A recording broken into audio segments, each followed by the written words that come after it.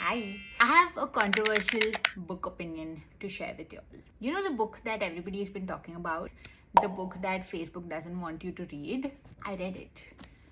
And I have a few thoughts. If you don't know already, this is a memoir by a Facebook ex-employee who has come out with a tell-all memoir about how when she joined, she had this idealistic version of what Facebook can do, and when she eventually left, she was completely disillusioned about it.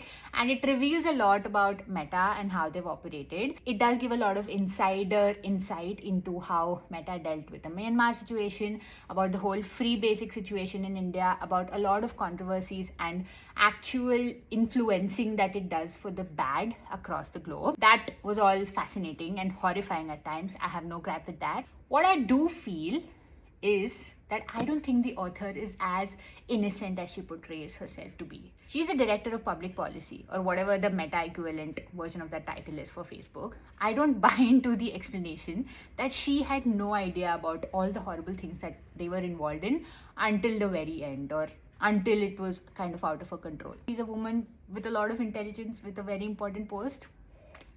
I'm just putting that out there. Secondly, her explanation that she wanted to leave a long time ago, but she was not getting a job and she was in that job for healthcare. In a normal world, for a regular corporate employee, 100% buy that. Not one of the most influential employees of Facebook. I mean, this was the time when all the tech companies were doing amazing. And I don't for a second believe that she didn't have a job offer from another company.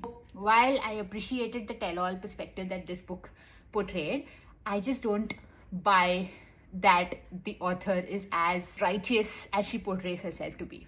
She had to be involved to a certain extent. While I do think it is a good book to read, and it gives you a lot of perspective into how Facebook was and how it is right now and how much of an influence it has had across the globe, I would say that read it with a pinch of salt.